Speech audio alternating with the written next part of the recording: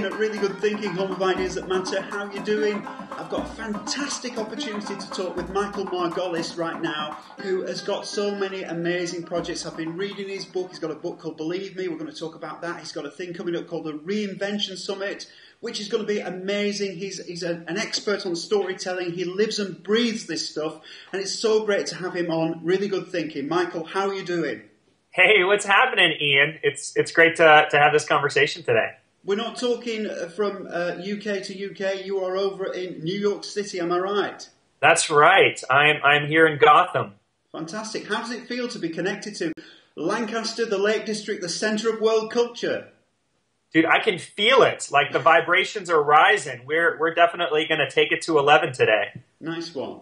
Well, I really appreciate you taking the time to come and chat with me, and I'm really looking forward to all the stuff that you've got going on in your life and that we're going to find out from the Reinvention Summit. So, who are you and what the hell do you do? Geez, I hear that question too often, Ian. Well, so to folks who I'm just meeting here, I'm Michael Margolis, and I'm the president of Get Storied, which is an education and publishing company that teaches the world how to think in narrative, and especially how storytelling plays out in the change-making and the creative process. And so a big part of my passion and interest is really helping people who are both business and social change makers take their ideas and translate them into cultural acceptance.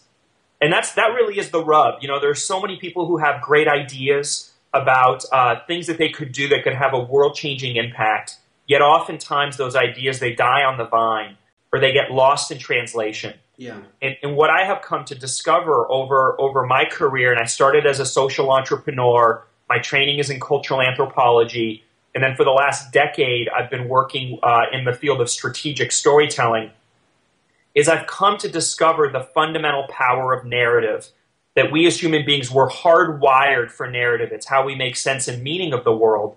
And when you learn the basic grammar and vocabulary of narrative, it unlocks the secret to a lot of the other things that we're trying to do, whether you're trying to create something that other people want to be a part of, whether you're trying to raise money, whether you have a product or service to sell, whether you're educating others. Across the board, it all comes down to this basic fundamental of narrative. And so I've just become a big evangelist around that concept. And we have, if people go to getstoried.com, there's a whole ecosystem and universe of cool things from, as you mentioned, Believe Me, which is a storytelling manifesto people can download for free. That's for change makers. We do podcasts, a lot of blogging. We have a thing called Story University where we do digital courses. And we're now producing in November, just coming up, is called the Reinvention Summit, which is a 2-week virtual conference on the future of storytelling. 30 hours of content, thought leaders from a whole variety of different fields and disciplines, branding, marketing, community change, sustainability, personal branding, and sort of finding your creative voice. Really wide mix, but really looking at reinvention, which is kind of the new context that we're all going through right now. And what's the power of narrative for how you move from your old story to a new story? Yeah, this is absolutely what we need right now because, like you say, many people independently around the planet are discovering that we need to change, we need to do things differently, we need to do things better, and we need to do them together. And in order to win people over, you can't just bombard them with facts, figures, statistics, and reasoning. You got to tell a story, and that's your speciality. And I've learned loads from reading your book, Believe Me, and I've learned loads from reading your blog, and it's been a really great that we've chatted and we've got to know each other a little bit. But story, where do we begin by finding story and telling stories? I mean, we kind of do it naturally. What's funny about story, from my point of view, is that when I meet people, I tell them stories of things that have happened in the day or in the week or in the month or in the time that we haven't seen each other. And that's the natural way to communicate. Ian, you're a journalist, right? So, and you have this great passion of uncovering a lot of stories that are inspiring stories, people who are doing like special and important things in the world. Yeah. Right. And that's so the power of story. Here's the funny thing about it is, like, the stories already exist. Like, we go through life And there actually are. I mean, we often think of story in a more reductive way, like, oh, okay, I'm going to get in front of people and I need a good anecdote to share. Mm. Okay, or I'm going to sit down with my kids and I'm going to tell them a once upon a time fairy tale. That's how, that's where most of us start when we hear the word storytelling. That's what we think of. Yeah. And part of my mission is to help people think more broadly about how to think in narrative, in the sense that when you're communicating, like, let's say take a brand, like, for instance, Whole Foods here in the States, which is a supermarket chain that's all about eating healthier foods. What's remarkable about that is they started as a small mom and pop store in Texas, and over time have grown into really, in essence, a market maker. They have created a new cultural trend. Yeah.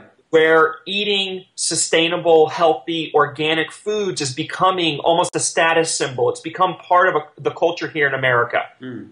And so it's that notion of, for any of us who are big change makers, we have an idea, and it's learning how to tell the bigger story that people can locate themselves into, where people go, oh, I want to be a part of that. Yeah. Right? And when people want to be a part of it, if they can see themselves in the story, right, then the need to persuade or convince or sell people on anything disappears. Because that's the big disconnect. A lot of us, we're very passionate, and we tend to go out and we're just trying to, it's easy to become self-righteous or moralizing. Yeah. Or trying to guilt people into changing their behavior. Yeah. It doesn't work.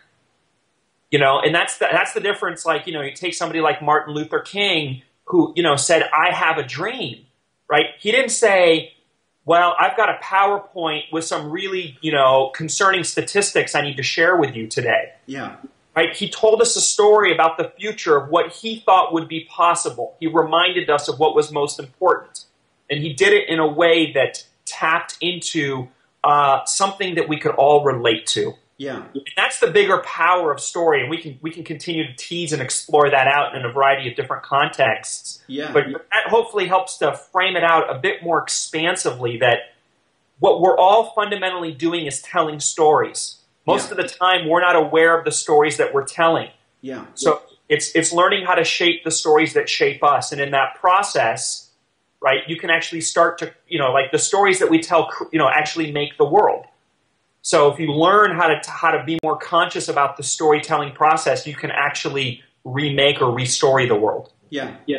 So there's these big things going on globally, and kind of as bloggers or writers or people who want to be a part of connecting to each other together, we want to also bring people in that aren't really getting this story or aren't really kind of seeing this idea, and we want to bring them in because we think that these ideas are worth spreading.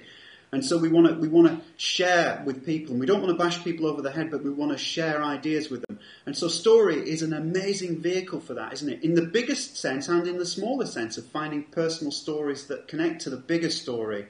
How have you found that to work for people? Yeah, well, one of the cool things, and you and I both met on social media, right? We met through Twitter, yeah, and we totally started this mutual admiration society for each other, right? We were like pinging each other. Well, I think you're calling me saying I look like Jamie Oliver was the start of right? the start of an interesting relationship. But anyway, I've never been called that before. Is that a flattering thing or is it not? I don't know. I'll leave that to people to make their own mind up.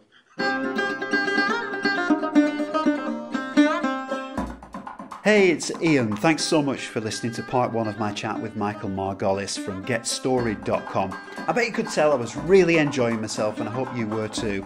I'm looking forward to seeing you back for part two, where Michael and I will talk more about the power of story and the Reinvention Summit. You'll find the Reinvention Summit at reinventionsummit.com. I'll put all the details below, but hope to see you back for part two. Thank you. Bye.